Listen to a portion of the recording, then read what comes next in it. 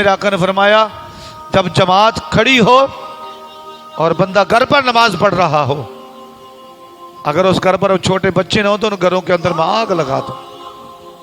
نماز تو پڑھ رہا ہے مگر جان بوجھ کر گھر پہ پڑھ رہا ہے، جماعت کے ساتھ نہیں پڑھ رہا۔ ایک تو بے نمازی جو نماز نہیں پڑھتا، اور ایک وہ جو 2 پڑھتا ہے، 3 پڑھتا اور 2 چھوڑ دیتا ہے۔ علماء نے لکھا ہے کہ وہ زیادہ گناہ گار ہے بے نمازی سے بھی، وہ نمازی سے بھی زیادہ گناہ گار ہے۔ کیوں؟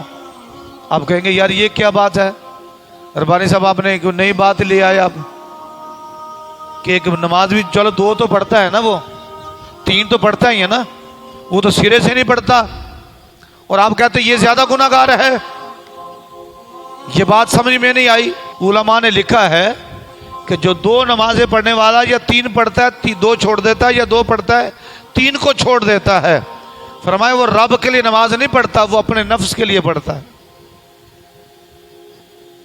اس کی وجہ کہ اس نے دل کیا، اس نے زور کی پڑھی، اثر کی پڑھ لی، اب دل کر رہا کہ یار مغرب کی نہیں پڑھی تو نہیں پڑھی، یعنی کہ اس نے اپنے نفس کی مانی ہے، رب کی نہیں مانی۔ اگر رب کی مانتا تو وہ 5 پڑھتا، تو جو بندہ اپنے نفس کی مان کر پڑھتا ہے وہ بدرجہ اولا اس سے زیادہ گناہ گار ہے۔ پیارے آقا علیہ الصلوۃ والسلام کی بارگاہ میں نوجوان آتا ہے، مسجد نبوی ہے، روتا ہوا آیا، میرا آقا نے فرمایا نوجوان کیا ہوا؟ یا رسول اللہ صلی اللہ علیہ وسلم میرا باپ فوت ہو گیا ہے اور اس کو غسل دینے والا کوئی نہیں ہے۔ پیارے آقا نے فرمایا ابو بکر جی یا رسول اللہ، اے عمر جی یا رسول اللہ، فرمایا جاؤ اس کے باپ کے لیے تدفین کے لیے بندوبست کرو، اسے غسل دے کر آؤ، کفن پہناؤ۔ جی یا رسول اللہ۔ سیدنا ابو بکر صدیق جاتے ہیں، حضرت عمر فاروق جاتے ہیں،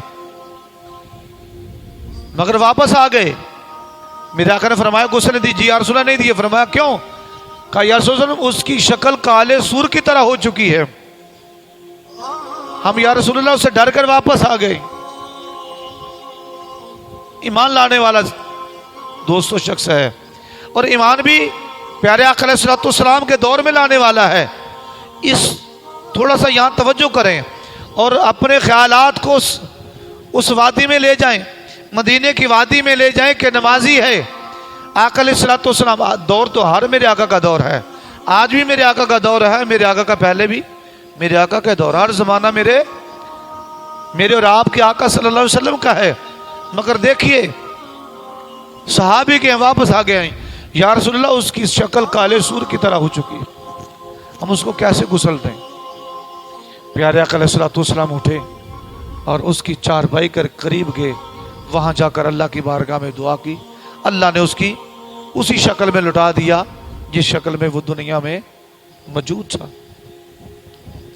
اس کو تدفین کی گئی، اس کا جناب غسل دیا گیا، کفن پہنا دیا گیا، اور جب اس کو قبر میں لوٹانے لگے تو پھر اس کی وہی شکل جو کالے سور کی تھی۔ یہ کون شخص ہے؟ زانی ہے؟ نہیں۔ شراب پینے والا تھا؟ نہیں۔ سود خور تھا؟ نہیں۔ کون تھا؟ جو اپنی نماز سے غافل تھا۔ حضرت موسیٰ کلیم، اللہ کے نبی، اللہ سے ہم کلام ہونے والے، اللہ سے راز و نیاز کی باتیں کرنے والے کی بارگاہ میں عورت آئی، کہا اللہ کے نبی میرے سے گناہ ہو گیا ہے۔ کیا گناہ ہوا؟ کہا میں شہوت کا غلبہ آیا اور میں زنا کر بیٹھی، اس زنا سے میرے بچہ بھی ہوا اور اس بچے کو میں نے قتل کر دیے ہے۔ اب میری آپ سفارش کریں کہ میرا خاوند مجھے معاف کر دے اور میرے سے راضی ہو جائے۔ جب یہ بات کی تو اللہ نبی نے فرمایا اے بدکار عورت اٹھ یہاں سے چلی جا، ایسا نہ ہو کہ جو تیرے پر عذاب آیا اور کسی اور پر بھی نہ آ جائے۔ آپ نے اپنی بارگاہ سے اس کو دھتکارا اور نکال دیا۔ فوراً اللہ رب العزت نے جبریل علیہ السلام کو بھیجا، کہا جبریل جا میرے کلیم کے پاس میرا پیغام لے جا۔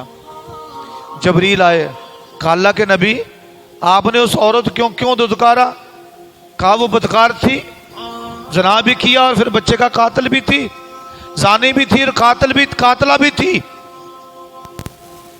کہا جبریل عرض کرتے ہیں اللہ کے نبی، ذا فرماتا ہے کہ میرے کلیم میں تجھ سے اس سے بڑا اور گناہگار نہ بتا دوں جو اس سے بھی زیادہ گناہگار ہو؟ عرض کی جی مولا کون ہے؟ فرمایا وہ جو اپنی نمازیں چھوڑ دیتے ہیں، جو اپنی نمازیں چھوڑ دیتے ہیں، قضا کرتے ہیں۔ آپ ایمانداری سے بتائیں، ایک سائڈ پر زانی سامنے آ جائے اور بے نمازی آ جائے تو ہم شرابی کو بڑا گناہگار جانتے ہیں، اس کو ہمارا دیکھنے کا جو معیار ہے گفتگو کا وہ نہیں ہوتا، ہم ان سے دوستی بھی نہیں کرتے۔ شرابی نشہ کرنے والا دوستی کرے گا، مگر عام آدمی نہیں کرتا، بیٹھتا نہیں ہے، کہتا یار میں بیٹھوں گا تو لوگ دیکھیں گے تو لوگ کیا سمجھیں گے کہ یہ بھی شراب پیتا ہوگا، یہ بھی چرس پیتا ہوگا، یہ بھی نشہ کرتا ہوگا، تو وہ نشہ کرنے والے سے کتراتا ہے، اگر ملتا بھی ہے تو وہ کسی عام جگہ پر نہیں ملے گا۔ شراب پینے والا اگر وہ زانی ہے تو اس سے بھی ڈرتے ہیں کہ لوگ یہ بدنام زمانہ شخصیت ہے۔ تو کیا اگر ہم نشہ کرنے والوں سے اس کو حقارت کی نظر دیکھتے ہیں، اس سے بیٹھنا پسند نہیں کرتے؟